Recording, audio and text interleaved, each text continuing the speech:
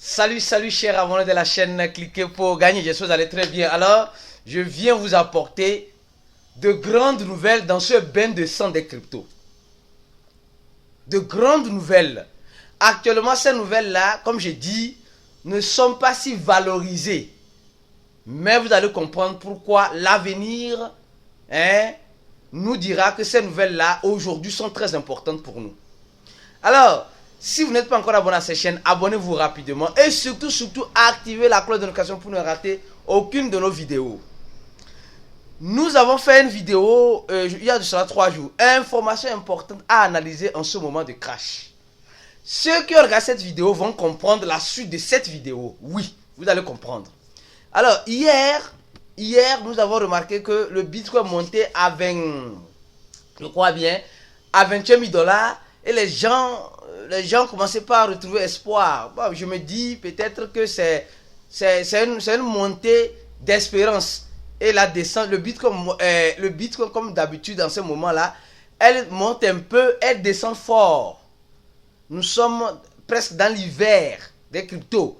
Donc beaucoup de prudence où vous investissez votre argent. Le risque est là et prudence. Alors, sans plus tarder, ceux qui se rappellent de la vidéo que j'ai faite, j'avais parlé d'un stablecoin dans cette vidéo-là, ici.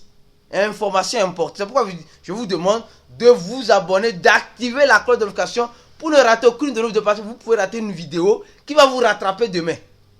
Oui. Donc, ne ratez aucune de nos vidéos. Alors, je tiens aussi à vous informer que ceux qui veulent un partenariat avec nous, nous laisserons en description cette vidéo, notre email. Et ceux qui veulent passer à notre confraternisation à Ouagadougou, vous serez les bienvenus. Alors donc, je disais ici que le USDC qui appartient à Coinbase veut faire un stablecoin, pas un stablecoin algorithmique, un stablecoin dans la zone euro. D'accord? J'avais dit ça il y a de cela 3 jours. Aujourd'hui, la nouvelle qui est tombée, c'est quoi?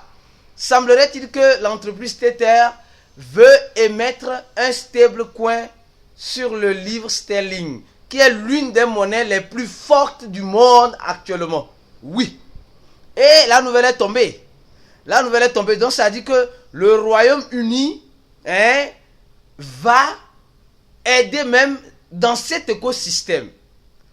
Après avoir émis récemment le stablecoin sur la monnaie chinoise et sur la monnaie mexicaine, avec l'entreprise Tether, ils sont maintenant en train de penser élargir leur zone d'action. Quand on parle de stablecoin, on parle d'entrée, de sortie de monnaie fiduciaire.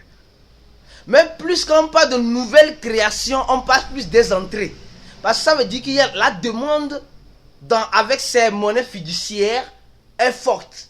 Et l'entreprise Tether je peux dire, se joue ce rôle de prendre leur argent et le mettre dans un compte de l'entreprise et leur donner l'équivalent de l'argent déposé sur le compte bancaire sur leur en un stablecoin. Et ce stablecoin qui avec le sterling serait peut-être émis dans la blockchain d'Ethereum ici. Pour le moment, ça serait sûrement uniquement dans la blockchain d'Ethereum. Et regardez bien.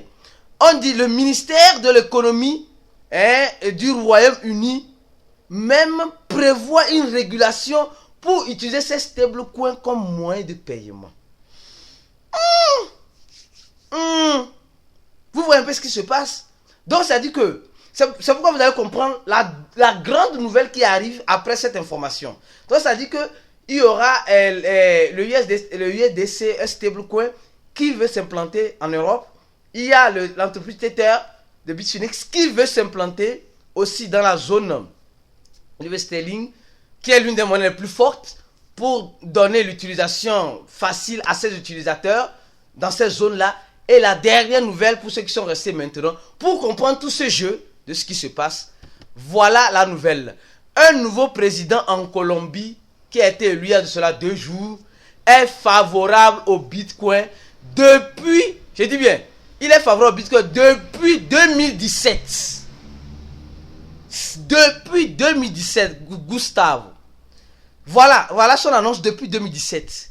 Qui parlait déjà de la blockchain, qui parlait même que le Bitcoin c'est la monnaie du peuple, le Bitcoin c'est la monnaie de la transparence, Et depuis 2017, ce monsieur, c'est la première fois un parti de gauche, je crois bien, gagne des élections en Colombie.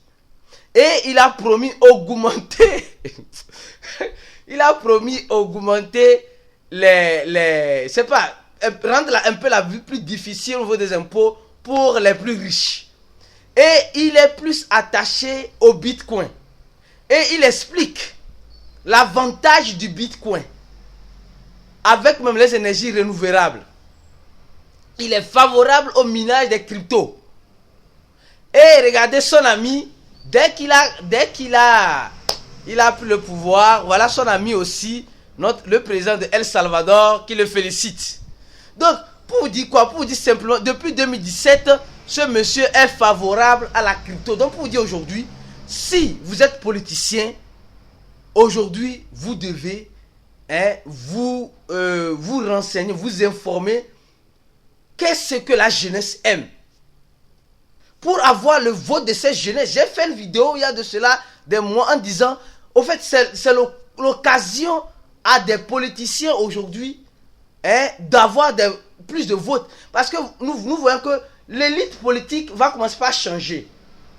La jeunesse va commencer par voter les présidents ou les sénateurs ou les gouverneurs qui sont favorables à l'utilisation des cryptos. Ça, soyez-en sûrs. Aujourd'hui, il n'y a même pas encore 5% du monde qui utilise des cryptos. Imaginez quand ce monde va augmenter et la plupart, c'est des jeunes de 16, oui, je peux dire de 16 à 30 ans qui commencent par étudier. Donc, si vous voulez vraiment, vous êtes un politicien, voilà un peu ce monsieur-là, il a été clair. Il est favorable au Bitcoin, il veut changer l'économie de son pays.